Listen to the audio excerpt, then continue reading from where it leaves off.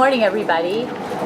Welcome to our first Friday book club. I'm welcoming you to our once-a-month book club that meets at the Addison Township Public Library. And today we're discussing Bel Canto by Ann Patchett. And we're excited to be here. We're in the midst of summer reading program, and it's going on until August 10th when we have our end of summer reading program party, and we will be giving prizes to adults, teens, and children. So I hope you're all here for our party. It's also going to be a Nerf party. We have 3 exciting baskets we're giving away to adult readers. We're giving away the Made in Michigan basket, the Beach Read basket, and the Night at the Movies basket. Teens will also can win a Kindle Fire, and children will also be awarded 2 Kindle Fires this summer as well. So it's an exciting summer to be reading here at the Addison Township Public Library. So build a better world at the library this summer. But we're excited to have our book club members here again today. And I thought we could just go around the room and introduce ourselves to the camera because this is our first time meeting. Mary Ellen Warner. Welcome, Mary Ellen. Denise Doobie. Welcome, Denise. Rita Morrow. Welcome, Rita. Dorothy Arnold. Welcome, Dorothy. Thanks for everybody for being here today. We're going to discuss Ann Patchett's Bel Canto. Ann Patchett is a highly acclaimed author, American author. She was born in Los Angeles, and she has received the 2002 Penn Faulkner Award and the Orange Prize for Fiction for her novel Bel Canto. It's highly acclaimed, and it's a highly complex novel. Ann Patchett was born in Los Angeles, and she was raised in Nashville, Tennessee. Her novels are complex. They're highly reviewed, and I thought we could go around the room and just give a quick response to how we liked or did not like the novel. Mary Ellen, would you like to start? I really enjoyed the novel. It wasn't something I would have picked on my own, but because it was for book club, I sat down and started reading it, and within probably 10 minutes I was really grabbed by all of the characters and really enjoyed the development of the characters. Thank you. I did not care for the novel. I did not finish it. To me, it was just too many characters and too much going on. It wasn't really giving me a total story of what was going on, so I didn't finish the book. That's fine. You know, you're not required ever to finish a book or invest too much time in a book that's not giving you pleasure. Right. I think this is the whole point, is to get pleasure and joy out of reading. And not every book is going to do that for you. Rita. Well, I just thought it was an extremely unusual book. I joined the book club to really get into other types of reading and be challenged, and this book was just amazing. It was just, who would even come up with this type of plot, and then the different intertwinings of the characters, and so I can see why she won many, many awards. It is complex. You have to keep track of people, who's doing what. But in today's terrorist society, it is an unusual, what's going on. It gives you an insight in a small fashion. Yes. Dorothy. I enjoyed the book. It's not the usual book type that I would normally read. It held my interest. I agree that there were a lot of characters, but it had suspense, some romance. That's right. It did. Some parts may have dragged on, but the book club gives me the opportunity to read books that I wouldn't normally read, and so far I've enjoyed all of them. Thank you. I thought I was very captivated by the novel, but it really took me until, I want to say, page 69. It wasn't until I got to page 69 when I read a clarification. All of the women were released except one. And, this is about a hostage situation. The story is about a hostage situation that takes place in a country in South America that I believe it's the name of which is never given in the novel.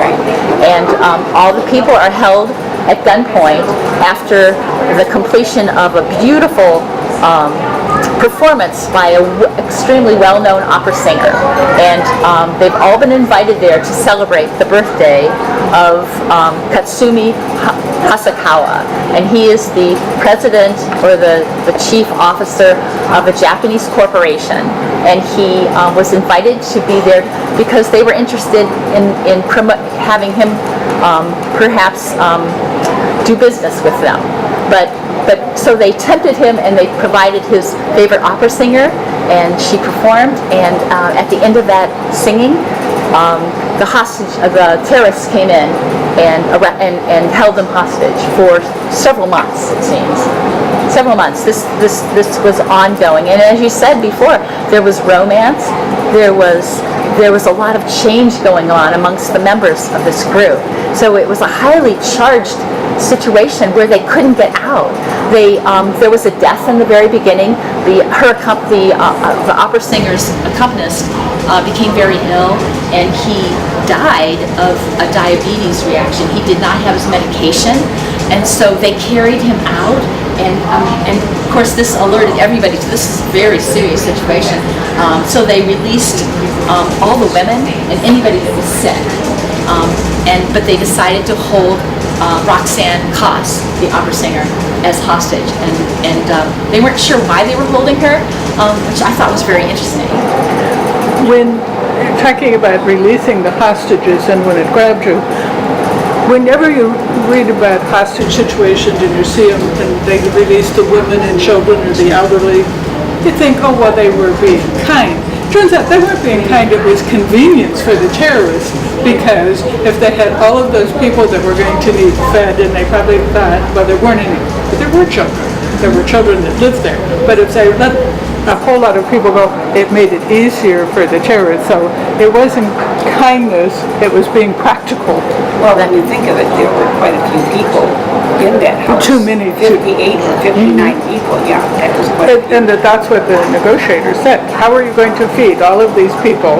And that they were sleeping back to back on the floor. If you get rid of at least half of them, they then had more control also. And then the terrorists weren't actually bad guys. No, that's right. When you get done, it was like, they're not really bad guys. Right. They were trying to be kind to the people that they were holding hostage. That's right. You bring up a good point. What's that word? What's a syndrome? Such and such a syndrome? Oh, like Patty Hearst, when you Right. when you start to bond with your terrorist. What was That's right. Oh gosh. I forgot the name. Yeah, I know what you're saying. But Maybe that's that was alive and well in this book. that's very true. They sympathized with them. That's very The that's hostages sympathized somewhat with the terrorists. That's right. And as you got to know the terrorists more, you discovered that the majority of them were young people. They were children too. They were 12, 13, 14 years old. And there were two girls there too that were dressed as boys. And so their identities become unveiled when they start to remove their caps, and you realize they have long hair and they're beautiful, young, and impressionable people. And you start to feel sympathy for those terrorists. And the captives start to feel sympathy for them as We sort of well. hope that it'll all end good. Yes, exactly. Mostly through the book, I felt like no one wanted it to end. The Stockholm syndrome.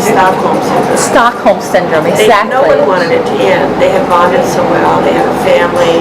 The terrorists had never been in such luxury before. Food was available. It was a beautiful, beautiful place to be. The opera singer entertained them daily. That's right. They were practicing. I mean, they had all the best worlds, and everyone there was intertwined in the book by the end. So you never wanted it to end. No, in fact, I remember after Gin and Carmen fall in love, Carmen was under the impression this will never end, that they will always continue to be in this situation. And in fact, it had a feeling like, death is kind of looming over these people, but they've forgotten about it. That the government will eventually root them out and take them down, but somehow the fact that death is looming allows them to kind of blossom and become more of themselves and more just loving. Big family. One big family, exactly. It becomes a big family. And you're right, the center of that is Roxanne Koss, who's the musician and the singer. And I wanted to go with our first question. Describe Roxanne Koss. What is it about her that makes such an impression on the other hostages and the terrorists? Is it merely that she is famous? How does her singing and the music relate to the story? What did you all think about that? Probably most people had not ever listened to opera. A lot of them hadn't. So she brought opera to them. It's true. And it changed their opinions a lot. You know, but what else went on in the world besides what they were trying to do there, you know, in the situation. That's well said. I thought that most of the terrorists didn't have an education, as far as we could tell. They had a little exposure to the outside world, and she brought all of that with her. All that beautiful, all the different languages that she communicated in all the different opera that she sang for them every single day. And there were some opera titles that I never heard of. Right, exactly. Yes. It gave us a true education in opera as we went along. And That's true. And she was such a whole person. The way Mr. Hasakawa. Yeah. and her interacted. And he was so peaceful with her, and she was so peaceful with him, and it was so subtle.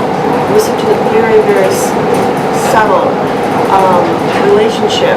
And then she began teaching the young man that had such talent. So she brought such life to them. I mean, her life, that she, you know, her exuberance carried them through the day in a very upbeat way. I mean, I would have loved to have been there. It sounds very, very exciting. I know. You mentioned that young boy. I had forgotten about him. That's right, Cesar. Yeah, he really, at the end there, he just changed the whole drama that was going on. That's right. He was kind of a miracle in the story, I thought. I burst into tears, to be honest, when he started singing, and he didn't know what he was even singing. He was just imitating Roxanne Koss. And everybody fell in love with Roxanne. It's everybody. Everybody in the story seemed to fall in love with her so sweetly and sincerely. I mean, even one of the Russian captives came to her and proclaimed his love to her. He had been practicing and been working with the translator again, and begging for an audience with her in a way that was sad and sweet. And she was kind of bored with that kind of attention, wasn't she? I wonder if there was something hidden in life that she was sort of fashioned after. Yes. And he didn't even want anything from her other than for him to be able to tell her how much pleasure she was giving him. Right. That's exactly true. He didn't want a relationship. He just said he wanted to tell her that when they thought they were going to die, and they all thought they were going to die, they were able to go to that place of beauty that, well, if I'm going to die, I'm going to go where it's beautiful and there's music and kindness. That's right. This discussion sort of gives you the feeling that there's more to a book than everybody gets out of it. That's right. Everybody has their own opinion of what they got out of the book. And I'm seeing that now. Just almost talking about it. No, I agree. That's right. That's what makes reading in a group so wonderful for me, to communicate with other people what your experience was, because each one is completely different. I agree. Yeah, even though he is given the opportunity to leave the mansion, Father Arguelles elects to stay with the hostages. Why does he decide to stay when he risks the possibility of being killed? As the narrative states, why did he feel, in the midst of all this fear and confusion and the mortal danger of so many lives, the wild giddiness of good luck? Isn't this an odd reaction to have given the situation? What role does religion play in the story? Father Arguelles was a fascinating character for me. And then all of the jobs that he had to do in his parish were run errand kind of thing.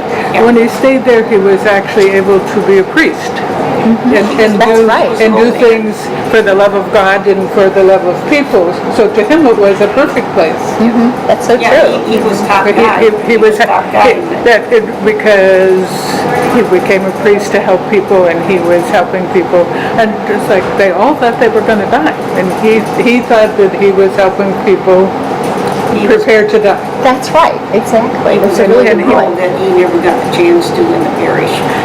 That's so true. That he would know, there was no way they would have had to, even dragging him out, he would have died.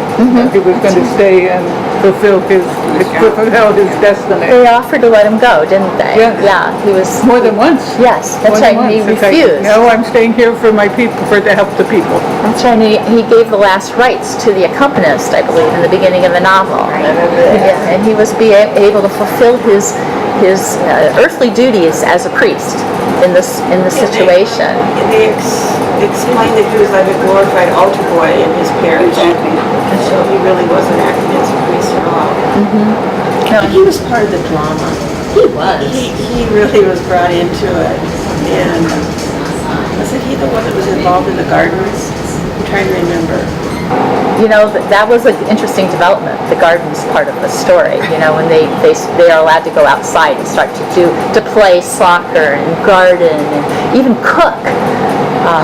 He played a huge role when he was able to get the music for Roxanne from his friend. You know, that was a really important part that he played, because he was an opera lover, and so it was his sort of secret. He felt like he was kind of worshiping in a very, what's the word? Not a heretic, as a heretic would, but he was worshiping earthly wonders rather than godly ones. And so he was kind of, cheating a little bit on what he was really devotional to, but he felt that he would be forgiven for it, I felt. And so he was a wonderful character, and the way he just turned over his passion to helping people was just a wonderful feeling. His love of opera, he bought into the whole scene that they were all into. I mean, he was right in the mix. He wasn't a side character. He was right in there. And he bought into it and was as much involved in the Stockholm Syndrome as the rest of us. That's right. That's so true. There are numerous instances in the story where Mr. Hasakawa blames himself for the hostages situation. He says to Roxanne, "But I was the one who set this whole thing in motion." Roxanne replies with the following, "Or did I?" She said, "I thought about declining. Don't get me wrong, I am very capable of blame. This is an event ripe for blame if I ever saw one.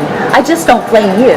Is either one to blame for the situation? If not, who do you think is ultimately responsible?" That's a good question. The government. The government. The government, to me, are the bad guys, because the terrorists were doing it because They had demands, the people right? had been arrested or shot for handing out flyers. Well, they thought the president was going to be in the party. Right. That's what set everything in motion, but he did not attend. And it was happening at the vice president's house. But I'm saying the reason the terrorists were doing that and going to try and take the president, to me, the government was the bad guys to start. And you know what, that's a stereotype, that the South American government are the bad guys. It's like, okay.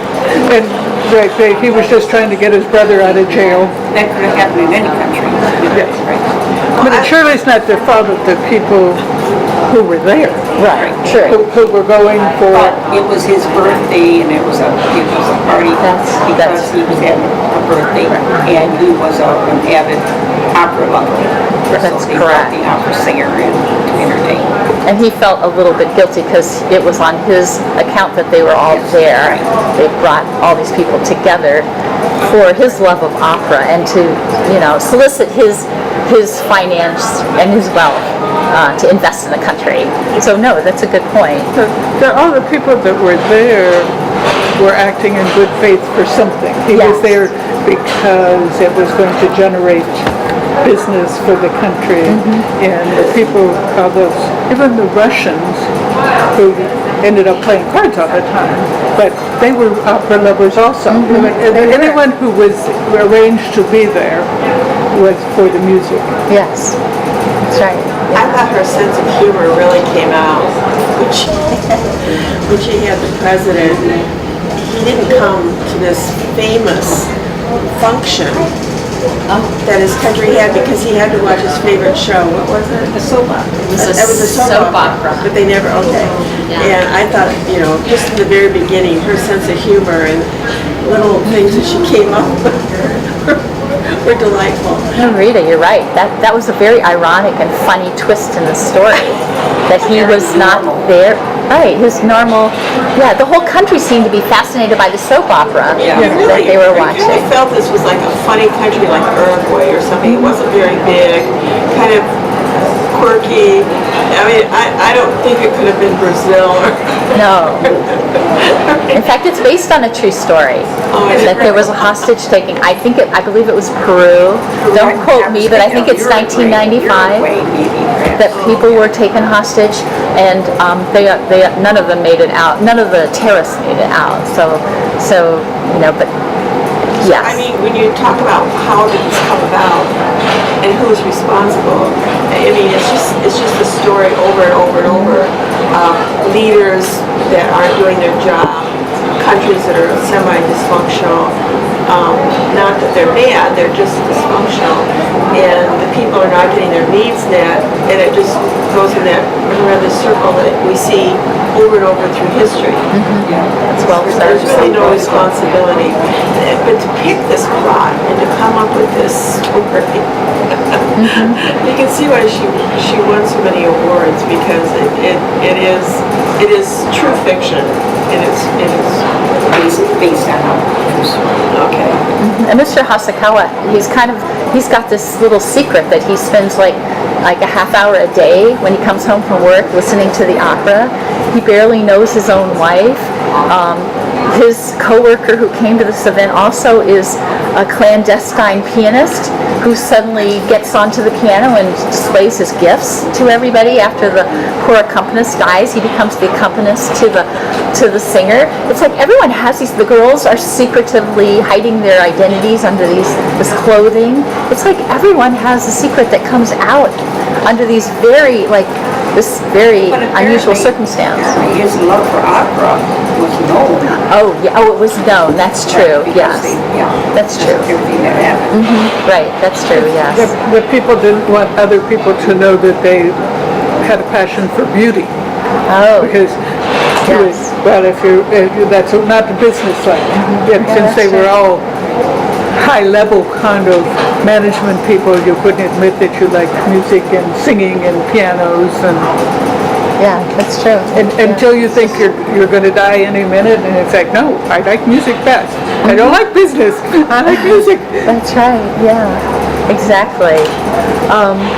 Roxanne and Mr. Hasakawa speak different languages and require again to translate their conversations.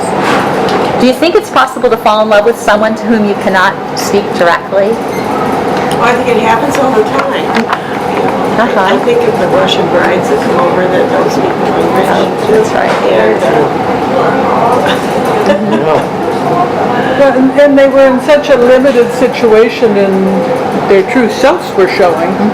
That's right. That kindness and being gentle and enjoying the music, you probably didn't need to talk. Whether they could have fallen in love in the outside world, That's a good point. probably not. Yeah, it's too many. But because he wouldn't have been able to show that he was there to listen to it was as much as he could show how much he You would loved have the had the music. opportunity for that long contact. Where do you get to really sit with someone and send on an 8-hour flight somewhere in a small space and actually get to know someone nowadays? And That's so true. it's a tough. The same thing, you're trapped in a place you might be going to die. Right. I mean, That's right. Yeah, I thought the whole idea of language, Gin was the translator, and he was useful to everybody in that room. He was useful to the generals. He was useful to the, I think his name was Messner, the man from the Red Cross, who came every day to see if they could negotiate the release. He was Swedish, wasn't he? Or Swiss or Swedish. Yeah, Scandinavians. yeah, he was some, yes, but again, in the story you learn that he's not very good at expressing his own needs at all.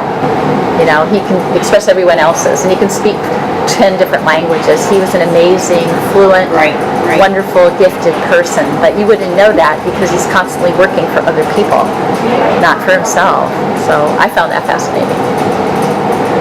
Let's see, next question. Roxanne Koss and Mr. Hasakawa, however improbable to those around them, were members of the same tribe, the tribe of the hostages. But Gin and Carmen were another matter.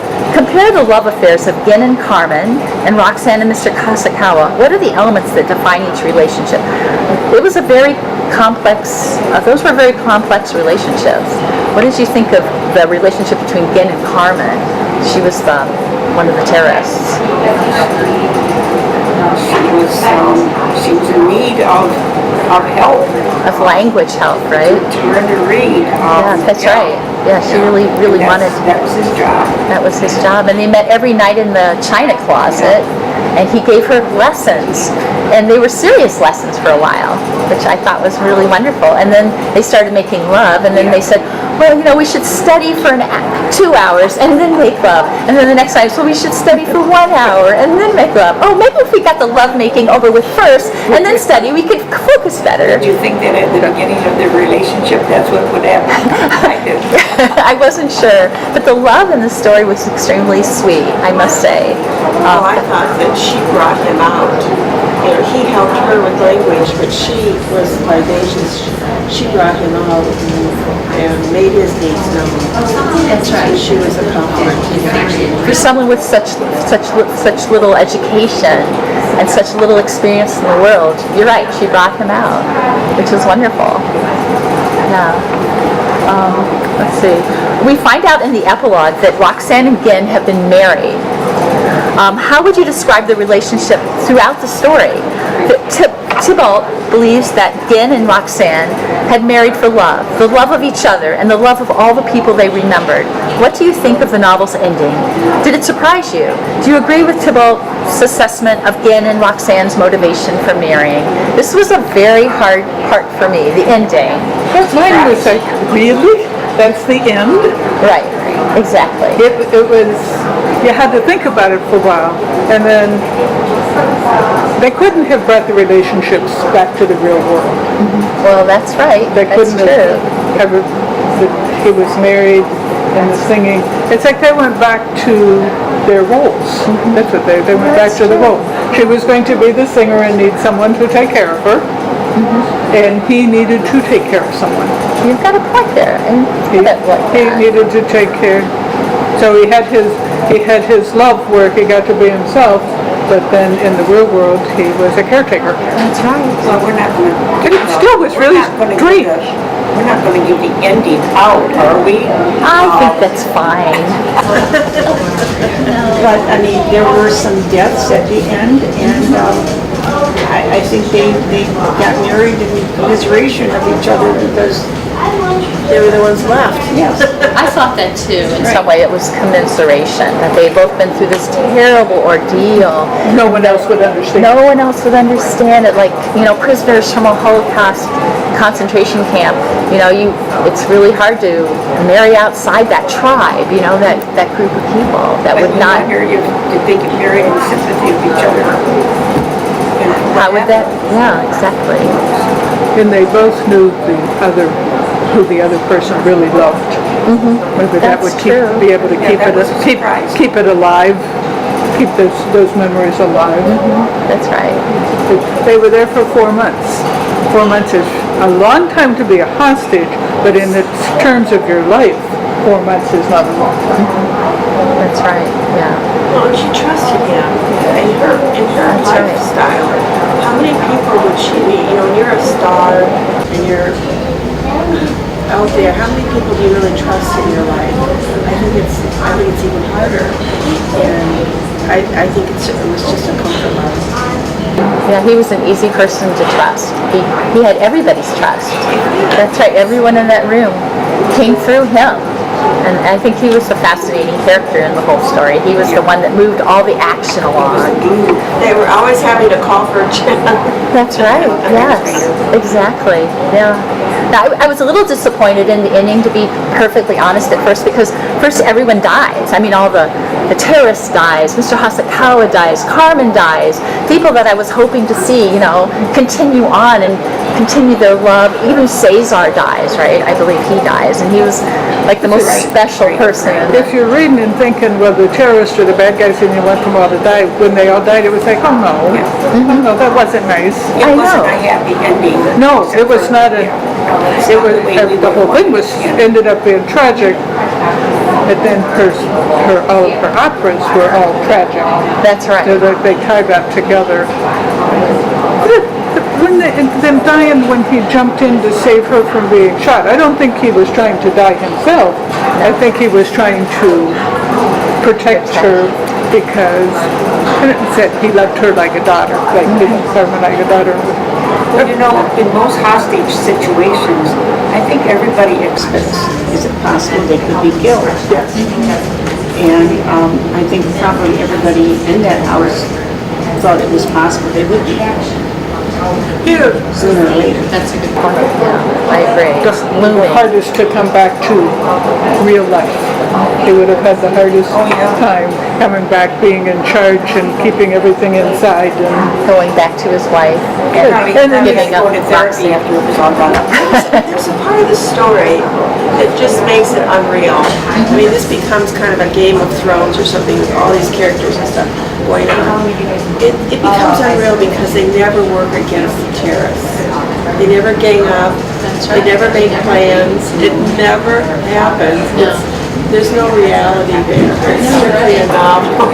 That's a really good point. I thought what you said about being based on an opera, the action is the happy ending is kind of reminiscent of operas in Shakespeare, where you have a lot of tragedy, and then you have a comedy too. But she kind of combines them. There were funny parts. There were very funny parts, but I do think that you could actually stage this whole thing as an opera. This could go on the stage with music and singing, and I wouldn't be surprised if we saw it in an opera form at some Are time. any of us opera fans? I am, sure. Listen, I have a favorite opera, but, sometimes I like rock and roll. I don't know opera. Oh, me too.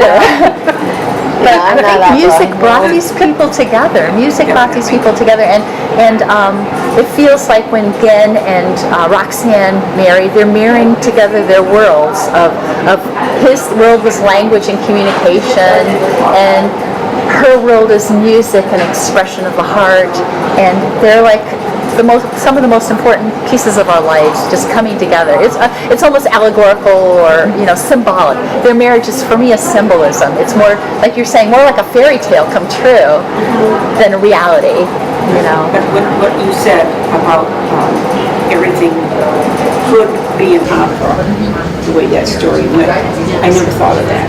Yeah.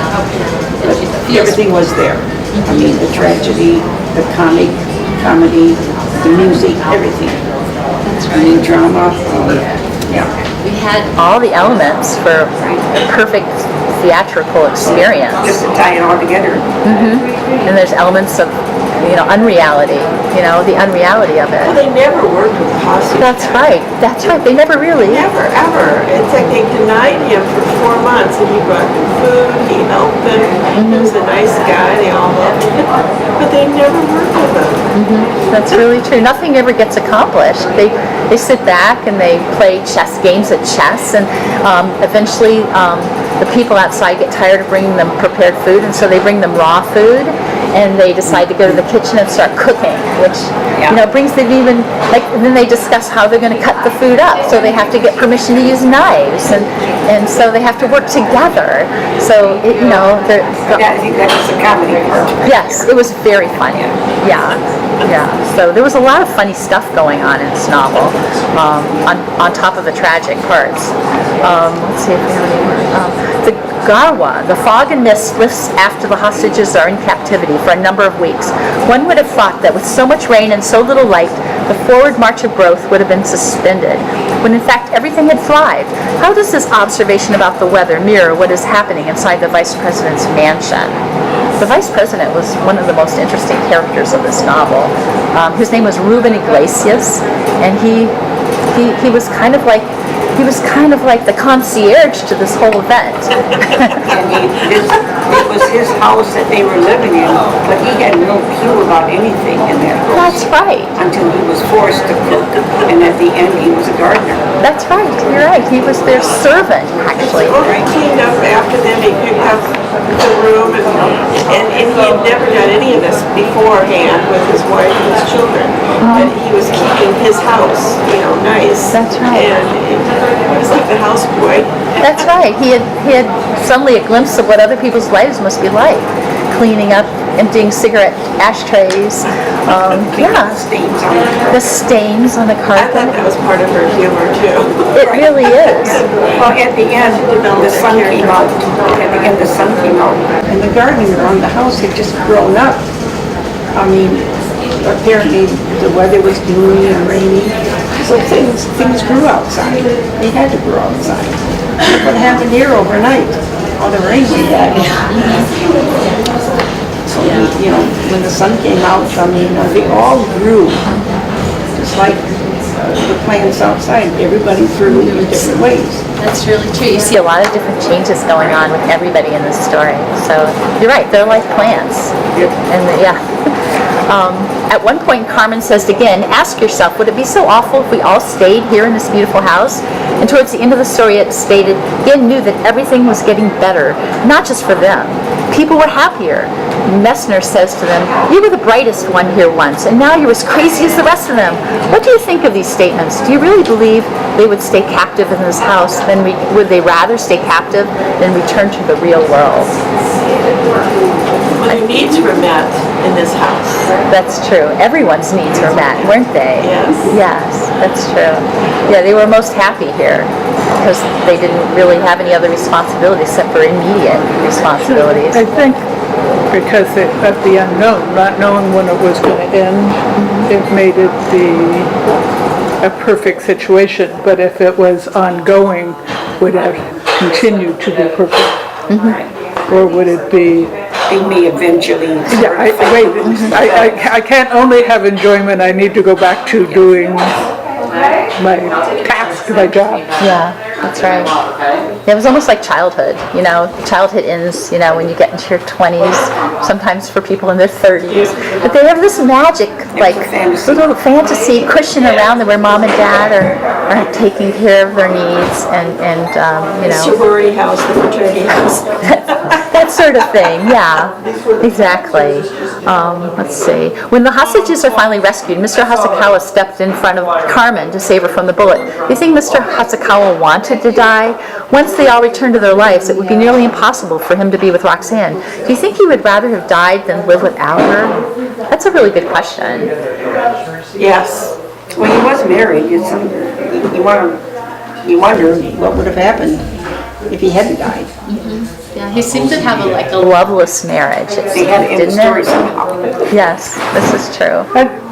I don't think it was a decision. I think it was a reaction to protect her. Yeah. So whether if he had sat down, well, if you could get out, what are you going to do?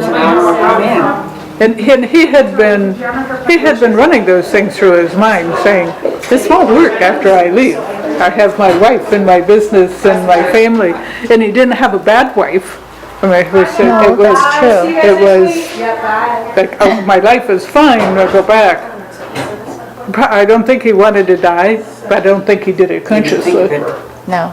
I think they all kind of thought that they might die at some point. Sure. And there was that one man, Simone, who wore his wife's scarf scarf? around him all the time. And you felt how much love he had for his wife and how he thought every day he was going to die. He would never see this woman he was so passionately in love with ever again. Is that people? Thibault, that's him, yes. I felt for him. Yeah, because he was not happy in this little contained little place. I want to go home with my wife. Yes. He was the only one. He was the only one that seemed to have a relationship with the outside world. They had already, that husband and wife had already had a situation where their love was tested, and then That's right. they had fixed whatever was wrong. And so there, he didn't need to get away from his life. He liked his life. Oh. He loved his life. So everybody else needed something to be fixed, and his was already fixed. That's a good point. That's right, yeah. He had a near brush with... And then there they are in the very end. I thought it was interesting. He was real nervous when he couldn't see his wife, when just because they were walking down the streets to see if something was open, that it was like, well, let's go back and get them. He'd probably spend the rest of his life worrying when he couldn't see her, That's exactly after right. knowing to be separated like that. Yeah, there was a touch of reality at the end. You really felt that. Exactly. Our last question asks, the story is told by a narrator who is looking back and recounting the events that took place. What do you think of this technique? Did it enhance the story, or would you have preferred the use of a straight narrative? I personally would have liked a straight narrative because it felt like it was being looked at from above. And it took me a long time to get used to the technique of her writing. It felt like I felt separated or detached from the action. And then as we got closer to page 70, 69, 70, I felt like I finally embraced the story, but it took me, that technique just threw me off a little, but I got used to it and liked it after a while. Now, What did they mean by straight narrative? Who would have been the narrative in there Gosh, At the that's a end. good question. Who would have told that story? at the end? Oh, yeah. Jen? Maybe. Could But have it been. had been filtered by his experiences. So That's true. How do you? Yeah, really. It was just told by some omniscient observer, right? Some outside person looking down on the event or having seen it before. an anonymous. Anonymous, It said anonymous, and to me, it was like, it wasn't somebody that was there, but it was somebody. I liked it because then you weren't getting the viewpoint of the people who were there. You were seeing what happened. It was like they were a scientific study almost, as they say, looking down on it. What would happen if you took this group of people and this happened? Right. What That's right. then would happen? What then? What then? it's almost like a reporter, like you said. It was like, getting a newscast reporter telling. That's how I felt it was. There was a little distance there. It took a little bit of... 7 o'clock news. This is what happened. Yeah. And we could segue from here to the book for next time. Our next book is by Chris Pavone, and it's called The Accident. And The Accident is a straight narrative. In fact, I figured it would be a good read in July because it's very Hitchcockian. It's very action-packed. Beach read? That's right, Dorothy. It's a beach read. no. Perfect beach read, but it's about writing, and it's about writers, and it's about a writer writing a book. And it says in the very introduction that if you finish this book, I'll be dead. And so there's a mystery. The author is telling you that the things in the story have caused him to die. It's told by different points of view. It's very exciting. It's different. It's different. And I believe the author, he is an American novelist. He's written 3 novels. The first one's called Expats. This one is his second novel, and the third one recently out is The Travelers. And they're all very action-packed. He lives in New York City. He's won the Edgar Award for his first novel, which is an award given to mystery writers. And so he's considered a highly rated writer, and I think you're going to enjoy this read because of its focus on writers, writing, and journalists. It's going to be, you'll find it a lot of It's not a fun. real Jason Bourne type mystery. It's kind of along the lines where, CIA's. there's a character in this story who has a deep secret, and he's trying to protect it, and there's layers that are pulled apart and revealed piece by piece, where you'll find. When you open up, it has mystery. I don't think we've had a mystery before. You're I gotta right. go back. What would we call this? Well, what would we call it? Opera. Well, what would we call this? It's obviously not a mystery. That's And real- it wasn't a family story like It's a we all like fictional- family stories. Fictional novel. But it had a twists and turns to it, like a mystery, but it was still a fictional novel. That's right. I don't think it had the suspense as much. It was more character building, That's right. whereas I think this has suspense in it. I know this. They say modern classics on the cover, and the books that I could compare it to that I really loved in my life were books by Dickens. You know, I liked Crime and Punishment by Dostoevsky. Yeah, those are classics. Just classics. Yeah. You know, where characters are really built, and you really get into their lives, and they, you know, deal with conflict, and it's solved in a really substantial, wonderful way, and you really connect with the people inside the book, and that's how I felt myself reacting to the story. Now, Really What connected. did you say the title meant? Bel canto. It's translated to beautiful singing, and which is what we have here is Roxanne having just her beautiful voice, and how everyone's so drawn into her and attracted to her in so many ways, and They should have it under the title in italics. Beautiful voice. Right, So right. somebody would get the idea what it's about. That's true. That's right. And I think maybe because language is such an important feature of this novel, that's why she went with the Italian. Aren't the majority of operas written in Italian? They are, I believe. At least, Is that Italian bel canto? Yes, yeah, it's Italian. But there's a lot of operas in English and Russian and German and all different languages. So yeah. So we have our books. We will be meeting, I believe it's August 4th, which will be our next First Friday book club. And I hope to see you all back here at the library. But please take advantage of our summer reading program, because we have a lot of great prizes at the end of the summer. You can does it still work? participate. Well, all you have to do is sign up at the desk, and you'll fill out a little brick with your name, the name of the book, and you can put it into any of the raffle baskets that we have at the desk. We're raffling 3 great prizes this summer for our adults. One is free movie tickets to the local theater. It's called the Night of the Movie Basket. The other basket is made in Michigan. It has a selection of delicious and great products from Michigan. And the third one is the Beach Read, which has a gift card to Barnes & Noble, a great beach blanket, and a cup, and some other things in there. So, Wine. so yeah, there is a bottle of wine. Yes, in one of them. Yes. So I think it's hard cider. I'll pull that back a little bit. So this summer is for enjoying your reading, and I think you're going to really love this book. And I hope to see you all next time. Thank you. Thank for you. all your work. Oh, you're very welcome. This is my love. This discussion really it made a difference in what I got out of the book. Yes, I agree. Definitely. I know. Having all your input and your experience with it really makes me enjoy it even more.